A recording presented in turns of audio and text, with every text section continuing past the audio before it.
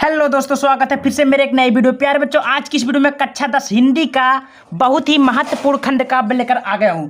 प्यारे बच्चों, ये है करमवीर भरत खंड काव्य। देखिए, हर साल बोर्ड परीक्षाओं में पूछता है और 2025 के बोर्ड परीक्षा में ये करमवीर भरत आएगा ही। तो आपको कैसे लिखना, किस प्रकार लिखना है, देखिए आपको प्यारे बच्चों, देखिए इतना बड़ा दिया है, लेकिन आपको लिखना कैसे है मैं एक ट्रिक से बताऊंगा। केवल उस ट्रिक को आप लोग फॉलो करते हैं, समझते हैं, तो चाहे जितना 2 पेज का 3 पेज को आप लोग बनाकर लिख सकते हैं। जी हाँ प्यारे बच्चों, वो ट्रिक क्या है आप सभी को पूरा अंत तक देखिएगा, ठीक है। मैं बता दूंगा अभी बीच में कौन सा ट्रिक का आपको इस्तेमाल करना है, ठीक है। उससे पहले अगर मेरे चैनल को सब्सक्राइब कर लीजिएगा, वीडियो को लाइक कर लीजिएगा, ठीक है। देखिए, ये है करमवीर भरत खंड काव्य, ठीक है, कक्षा 10 हिंदी का। तो देखिए, सबसे पहले आपको हेडिंग वाइज लिखना है। आपको अगर बोर्ड परीक्षा में देखिए ऐसे आता है, कितना नंबर का, 6 नंबर का बोलता है। अब आपको क्या किया जाए, बोर्ड परीक्षा में आप जिस प्रकार लिखना है, क्योंकि जो कॉपी जांचता है टीचर, वो हेडिंग देखता है कि लड़का हेडिंग क्या लिखा। तो आपको क्या हेडिंग लिखना, देखिए हेडिंग में बहुत ही बढ़िया सुंदर सुंदर लिखना।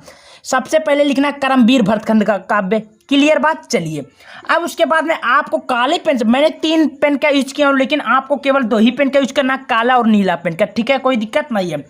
सबसे पहले आपको करमवीर भरत काले पेन से डालना है, ठीक है। चलिए, बहुत बढ़िया। उसके बाद में लिखना, प्यार बच्चों थोड़ा सा जूम कर देता हूँ, अच्छा से देखिएगा। देखिए, लिखना है खंड काव्य में कैकेयी पुत्र भरत की कथा वस्तु मात्र भक्ति का सुंदर वर्णन किया गया है। देखिए, अब ये कहानी कहाँ का है, अयोध्या का है। अयोध्या, मंथरा जानते हैं, कैकेयी जानते हैं, सुमित्रा जानते हैं, उन्हीं के बारे में श्री राम को जानते हैं, रामायण कथा कांड सुने ही होंगे। पूरा करमवीर भरत, पाठ का नाम ही पूरा भारत के बारे में पूरा व्याख्या की गई है, ठीक है। प्यार बच्चों, समझ में आया, समझ में आ गया। चलिए, बहुत बढ़िया। तो आप लोग वीडियो को लाइक करिएगा, ज़्यादा से ज़्यादा शेयर कर दीजिए, ठीक है। और वहाँ पर टेलीग्राम में ज्वाइन जरूर कर लीजिएगा, ठीक है। इसका अगर PDF चाहिए तो आपको सबसे पहले प्यार बच्चों आपको आगमन, यानी कि जब देखिए अब कहाँ से इसका आगमन हो, तो कैसे भरत यहाँ अयोध्या में आए थे, वो किस प्रकार आपका ये करमवीर भरत खंड काव्य है। देखिए, सबसे पहले आपको आगमन डालना। आगमन में क्या है, काले पेन से लिखना है। इस सर्ग में अयोध्या से दूत के ननिहाल मन नानी किए पहुंचने से लेकर भारत के अयोध्या आने तक को बारे में बताया गया है। क्लियर हुआ बात। देखिए, आपको एक एक हेडिंग लिखना है प्यार बच्चों, और हेडिंग वाइज में आपको इसी प्रकार लिखना है कि वहाँ कुछ समझ में आए कि आपने क्या लिखा। क्लियर हुआ बात। लिखना है इस सर्ग में अयोध्या से दूत के ननिहाल पहुंचने से लेकर भारत के अयोध्या आने तक को बारे में पूरा बताया गया। क्लियर हुआ। चलिए, अब उसके बाद में प्यार बच्चों आपको क्या लिखना है, राजभवन। आप देखिए राजभवन में क्या क्या आता है, थोड़ा सा जूम कर देता हूँ, क्लियर कर दूंगा एक एक पूरा लिखना। इस सर्ग में हेडना राजभवन, इस सर्ग में भरत कैकेयी मिलन के साथ साथ राम वन गमन की वर्णन किया गया। यानी कि कहने का अर्थ ये है प्यारे बच्चों कि इस राजभवन में श्री राम को भारत को मैंने जाने के लिए जाते हैं। श्री राम को अयोध्या और श्री राम को, उसके बाद माता सीता को, लक्ष्मण को कहाँ वनवास भेजने का तैयारी की जाती इसमें, ठीक है। कि कैकेयी ने राम को जन सेवा व्यक्तिगत के लिए वन भेजा, यानी कि वहाँ पर इस प्रकार भेजा कि मेरा पुत्र भरत है। कैकेयी कौन थी, भरत की मम्मी थी। भरत की मम्मी कैकेयी बोला जाता है। कैकेयी चाहते थे कि मेरा भरत राज्य करे, अयोध्या का देखभाल करे, वहाँ का राजा हो जाए, ठीक है। इसी के बारे में बताया गया। और राजा दशरथ से उन्होंने 3 वचन मांगी थी, तो उसी के उपलक्ष्य में श्री राम को वन भेजा गया था। क्लियर हो बात, समझ में आया। चलिए, कैकेयी ने राम को जन सेवा व्यक्तिगत के लिए वन भेजा, ठीक है। लोभ और लालच में अपनी नित्य कुशल माता की बुद्धि भ्रष्ट हो गई। देखिए, कहने का मतलब हो गया, देखिए माता 3 ही थी। देखिए, श्री रामचंद्र जो थे वो तीनों माता से, ऐसा नहीं है कि उन्होंने कौशल्या माता जन्म दिया तो उन्हीं को ज़्यादा मानते थे, ऐसा नहीं है प्यारे बच्चों। कैकेयी को, सुमित्रा जी को, उसके बाद में कौशल्या माता का, श्री रामचंद्र जी तीनों माता को एक समान समझते थे, एक समान प्यार करते थे, ठीक है, कोई दिक्कत नहीं है। लेकिन उसके मन में, किसके मन में, कैकेयी के मन में छल कपट आ रहा था, उन्होंने उसकी बुद्धि भ्रष्ट हो चुकी थी, ठीक है। इसी प्रकार उनको कहाँ भेजी थी, वनवास। क्लियर बात। राजभवन में यहाँ तक। अब आता है प्यार बच्चों आपका तीसरा सर्ग, कौशल्या सुमित्रा मिलन। अब देखिए, कौशल्या सुमित्रा मिलन का अर्थ क्या है, देखिए इसमें आप सभी को बताता हूँ। लिखना है इस सर्ग में भारत की माता कौशल्या और सुमित्रा से मिलते हैं, यानी कि कौशल्या जो है भरत की माता कौन कौशल्या है और सुमित्रा से मिलते हैं और दोनों माताएं आत्मग्लानि दूर कर उन्हें सच्चे जीवन पथ पर आगे बढ़ाने की प्रेरणा देती हैं।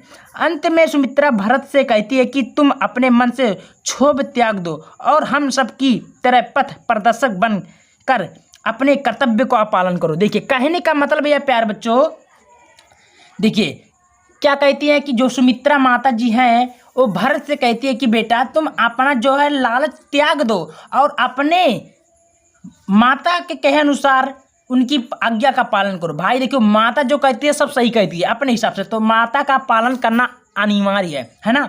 तो उसी के बारे में बता दिया है कि वो माता सुमित्रा कहती है कि बेटा कि तुम क्षोभ त्याग दो और हम सब की तरह पथ प्रदर्शक यानी कि सभी की बातों को मानने वाला अपने कर्तव्यों का निर्वहन करो।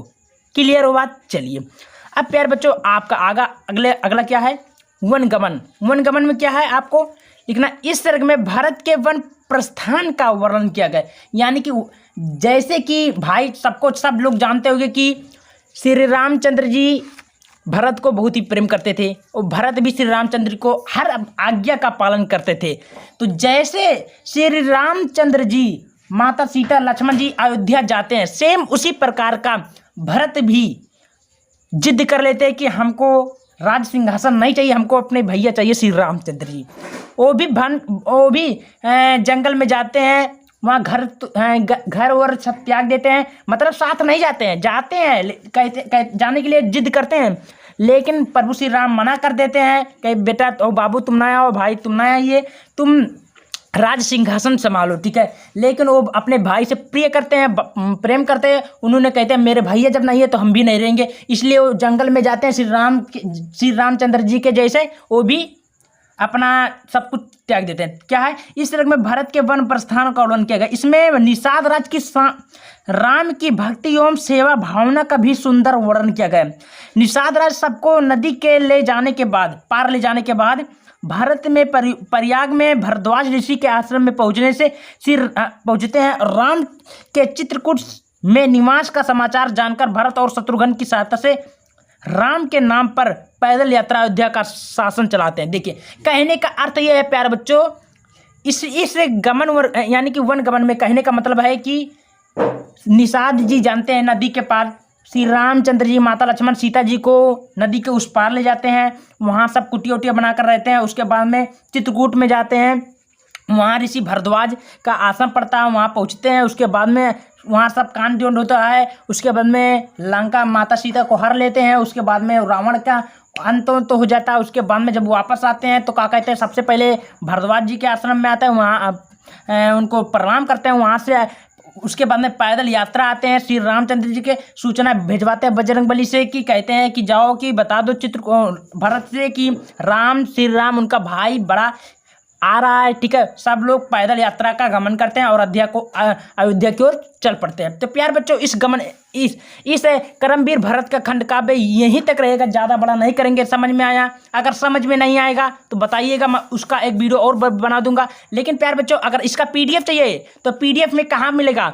डिस्क्रिप्शन में जाइए, उसका टेलीग्राम है, ज्वाइन कर लीजिएगा, मैं उसका फ्री PDF दे दूंगा, आप लोग अच्छे से कर लीजिएगा, ठीक है। वीडियो पसंद है वीडियो को ज़्यादा से ज़्यादा शेयर कर दीजिएगा। धन्यवाद।